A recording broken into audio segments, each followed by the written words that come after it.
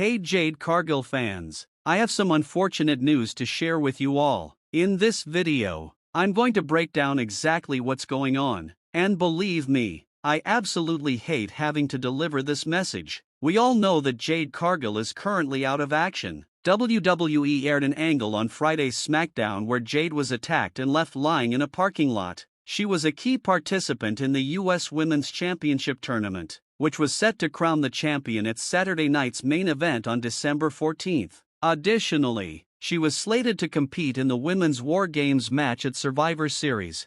Unfortunately, Jade has been pulled from both the tournament and the War Games match. This is a devastating blow, especially at such a crucial time for Jade Cargill. She and Bianca Belair were absolutely on fire, performing at the peak of their abilities. WWE had high hopes and expectations for them, aiming to elevate the tag team titles and solidify Jade and Bianca as a formidable tag team duo. Their partnership was paying off immensely, driving significant ROI and garnering a strong fan base. In fact, I was even receiving backlash whenever I mentioned the idea of Jade Cargill versus Bianca Belair in a singles match. Fans weren't ready to see Jade in a singles role for the first time in WWE, and they certainly weren't eager to see Bianca Belair return to her singles competition either. Their chemistry and dynamic as a tag team were being thoroughly enjoyed by the audience.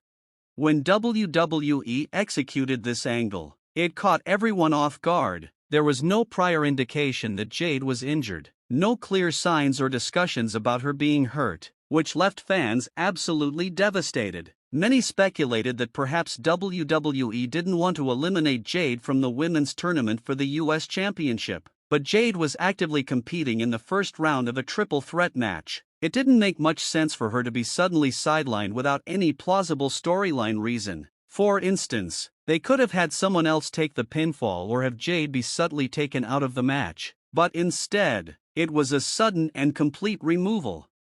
Following this unexpected angle, WWE announced in storyline that Jade had suffered multiple injuries as a result of this mysterious attack. They listed a deep lumbar muscle contusion, a bruised kidney, a sprained MCL in her right knee, a tibial plateau bruise in her right knee, and facial lacerations. The list was extensive and severe, leaving fans in shock. However, Dave Meltzer later reported that WWE did confirm Jade Cargill was indeed injured, though the exact severity remains unclear. Internally, those involved in the creative process were informed that Jade would be out for a minimum of 3 months, possibly longer. It's important to note that this timeline is based on current information and could change depending on the nature of her injury and her recovery progress. I understand that this news is disappointing, and I ask that you please refrain from roasting me in the comments for sharing this reality. The truth is, Jade is injured, and she won't be back on WWE programming for at least 3 months. It could be 2, 4, or even 6 months. But the situation is not looking positive at the moment. Despite this setback, I don't believe WWE will force Jade to vacate the tag team championships. I think she and Bianca Belair will remain the women's tag team champions. However, I can't completely rule out the possibility of introducing a new set of championships for them. Bianca Belair will still be involved in the U.S. Women's Championship tournament, so she will have plenty on her plate. She also needs to complete the build-up to Survivor Series and participate in the Women's War Games match, so she should be able to handle it. There are a few potential scenarios moving forward. For instance, WWE could have Bianca defend the Tag Team Championships in a handicap match, or they might choose to vacate the titles altogether. However, I still believe that Jade and Bianca will retain their titles, depending largely on how long Jade is out. This is Jade Cargill's first major injury that we're aware of, and it's something she will need to overcome. It's a challenging time for both Jade and her family, and it's undeniably tough news. But if we're looking for a silver lining, there is one. It's November, and there's still hope that Jade could be back in time for the Women's Royal Rumble. Considering that the Royal Rumble typically takes place in January, she could potentially return by the first week of February, which would give her time to recover and prepare for WrestleMania. If I were booking the storyline, I would have Jade make a surprise return during the Women's Royal Rumble match. This would create a natural pop for her, reigniting her momentum and reconnecting with the fans. If, however, she can't make it back in time for the Royal Rumble, that's okay too. WWE can still incorporate her into the WrestleMania plans, ensuring that her return is impactful and memorable. This situation also raises several important questions about Jade Cargill's future in WWE once she recovers. For instance, will she still hold the tag team championships with Bianca Belair? Will they continue their partnership? Or will Jade transition to a singles role alongside Bianca? There's also the possibility of finally having Jade Cargill versus Bianca Belair at WrestleMania, which fans have been eager to see. Additionally, there's the consideration of whether Bianca and Jade will remain in an alliance or go their separate ways as singles competitors. These are all unresolved questions that WWE will need to address once Jade is back.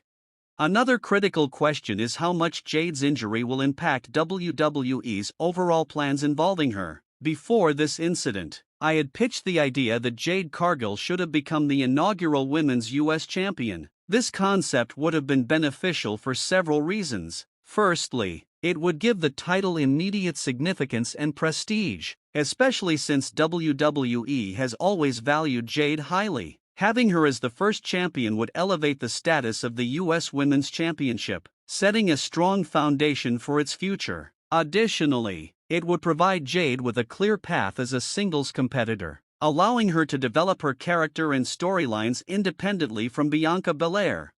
However, given that Jade has been pulled from the tournament, this plan is unlikely to happen. This development raises further questions about the Women's US Championship. Should WWE now place the title on Bianca Belair? Who will ultimately win the tournament? And how will that influence the title's direction? These are important considerations, as the absence of Jade will undoubtedly affect the momentum and narrative surrounding the championship.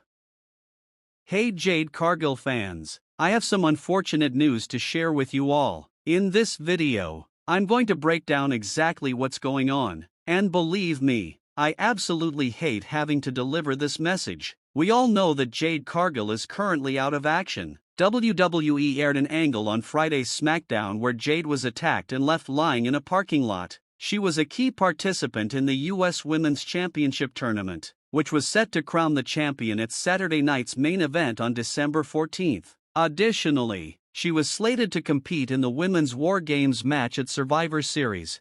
Unfortunately, Jade has been pulled from both the tournament and the War Games match. This is a devastating blow, especially at such a crucial time for Jade Cargill. She and Bianca Belair were absolutely on fire, performing at the peak of their ability.